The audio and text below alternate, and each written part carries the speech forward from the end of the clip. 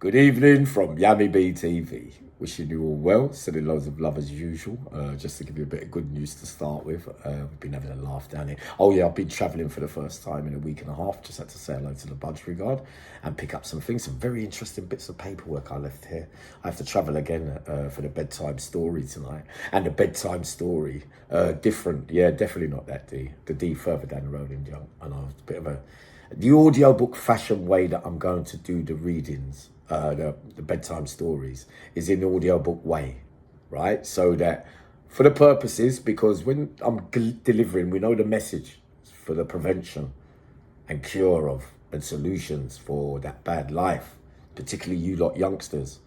But the bedtime story, I just want to put bedtime story with no headlines. So it's only 6 to 8 minutes or whatever. So you click on, Uncle Yammy's not going to make you tell you to press something. It's going to be a load of coswallop. Do you see what I mean? But by taking the power away from the story with stopping and, oh yeah, but remember this, that we know already on Yammy TV, we're not glamorizing crime. Some of you find it hilarious. Some of you find it funny. Some of you find it dark, morbid, whatever. But some of you also get a great deal of knowledge about the conniving, deceitful, artful way some men like me lived inside like they were living outside, because they accepted the status of an institutionalized recidivist, which means that I felt at home in there because I started in there. It went on for years and years and years. All the hurdles along the way, which is why the documentary will be really important to shed light, especially for you youngsters. Not just, the ones with guns and knives and that kind of stuff. For your 6 months of glory, I know how it all works, Uncle Yammy. You have to be bad, and your name's ringing, and they're fearful. Is that him? Wow, you don't look at it. Well, I want to take the stripe. All the things that go with it, because that belonging and that status, for me, how I used to want it, and some of you, the fear factor of having that aura and presence, that's you, but really it's not. Because I remember I used to go home and I said, what's it all about really? You don't know where you want to be. You just feel stuck in there and just get swept away along the ride. Deep, deep stuff. You be rest assured, that your 3 months and 6 months of letting it off and all the stuff that goes with that, when you get in there, you're going to have to face the music. And the longer it is, the worse it's going to be. They will pick on you. The beast will continue. You won't be able to rest in peace, because the diagrams I had set out, I forgot, like from the first beginning of Aylesbury, like the first set of lifers. So I'm 15, 16, 4 detained or whatever, 16, nearly 17. End up in Aylesbury, section 50. I can't remember, man. But all the lifers, they were on F&G wing. And I remember the difference now between the difference today.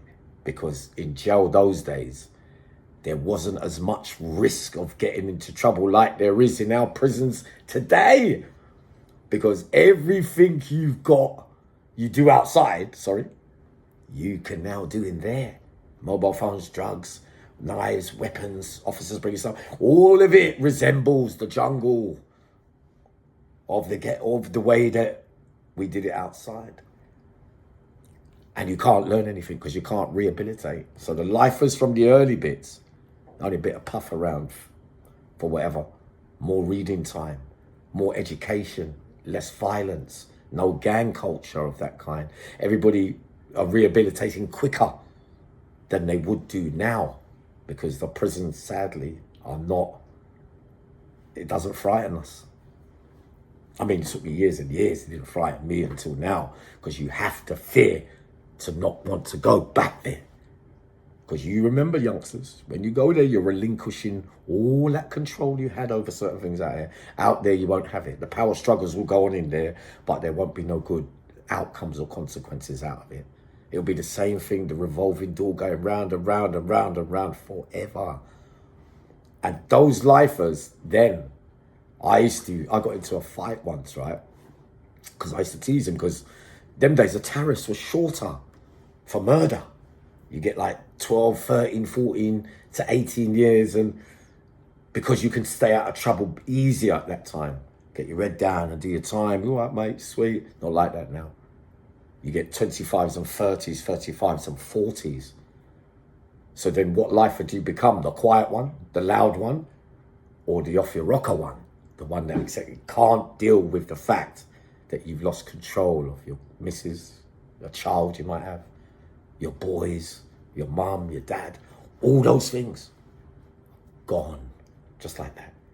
So when you lose control in there, you're fighting because you know that you lost and you learned too late. So that 6 months of your name ringing out here for 10, 15, 25 years, it won't add up anyway. And you'll be crying at night into the pillow. But that's going to come anyway, the lifers bit. Because I just worked out, I used to tease them and say, yeah, you won't be getting out. And one day, one of them gripped me like that. It was on FNG Aylesbury wing. The canteen and the gym was there. They had 2 gyms in Aylesbury and a big, and a big football pitch as well. But the lifers were on a separate wing. Her Majesty's Pleasure, which means you get a sentence of Her Majesty's Pleasure, which is an below adult status until you're 21. And I got started up about 19 and a half. 20, just before my 20th, I think. But I used to tease them. Oh, yeah. So he grips me in the corner. And then everyone was breaking it up. But them days you get the silver trays out on the landings after lunch. So like you eat in the silver tray over lunch, bang the door. When the door opens, you put the tray down there. Yeah? So when you come out, everyone's yawning, getting ready for work and blah, blah, blah, blah. Coming through, whatever, doing another activity, falling out, teased him, grabbed me, because lifers at that age, I can understand it. You feel all alone and lost. The world seems like so. So imagine how they felt then to what they're going to feel like now. And I've been with some big men who, name brands, apparently so, who have lost the plot now in there. Everything they stood for and believed in that game, now they're realising it never meant nothing, like I had to learn now after 40 years. I'm nearly dying and belonging to this one and running about and wanting to be wanted, and because I didn't understand. I know what some of you feel like though, especially the one parent ones or the ones that haven't got anything. It's very, very difficult to find a love, and you want to get these charismatic things in you to change who you really are, because everyone's got the nice side, really. But I was going to say, so when he grabbed me up, they broke it up. I picked up the silver tray and bashed it. It missed everybody by inches, and they broke it up again. But years later, 2 sentences more, 1, 2, 3. I was looking through all the diagrams. I met them, and they were on their way out. So what I was thinking 14, 15 years previously, now their time had come. They'd become a bit more successful by way of percentage and rate, whatever way they do the statistics.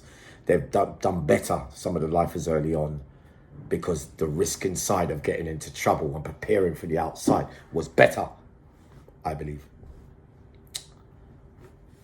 So, another sentence, they become 6, 8, whatever, bigger sentences. So, and then there's other lifers now. And then another 10, 12 years passes, and I'm still in there. And more are coming out until the last lot now, which is what I'm going to get into another time. But the diagram, the ones that are out now, the 20 or so lifer friends that I speak to daily or weekly or whatever, I remember sitting down with them in their cells, and they were telling me what they wished and what I wish I could take this back. And what about her? God, you know. And they wish that they had the chance to do these things again. They have now. And some are thriving, grateful and appreciative and godly, and believing that at least I got away from there. But it's not without some traumas and difficulties, obviously. But it's better than that. And you don't have to go through all that to realise that, because Uncle Yammy's already telling you, and we got the answers. But it's deeper now in there, longer. I've got to stop now. I'm too emotional today, I know. What was it again? Yeah, I'm coming up for the bedtime story, all right? I said loads of love. I've been getting loads of phone calls and messages. I ain't been able to talk to someone. I found a nice little folder today. But I'm going to come up with more of this stuff. And obviously when the camera work and the crews, when all that comes, Now I know it's taken me ages and it's bloody nonsense with me. But that's the way it's gone. And all these little videos that we've done now, we all look back on one day when I start interviewing all of you, probably all my followers I'll interview. Probably, you know what I'm like. From all walks of life, you don't have to have gone to prison to come on my show. It won't be that. It'll be your life and the sufferings, the traumas, the things that brought those things to make your life difficult from the start. Because some of us, it wasn't fair. But then we had the choices in the end to know right from wrong. And a lot of us battled on. But like I said, a lot of us are battle scarred as well. Which is so sad as well. But no, I'm going to be back up in a minute. I feel it's cry there. I love you all.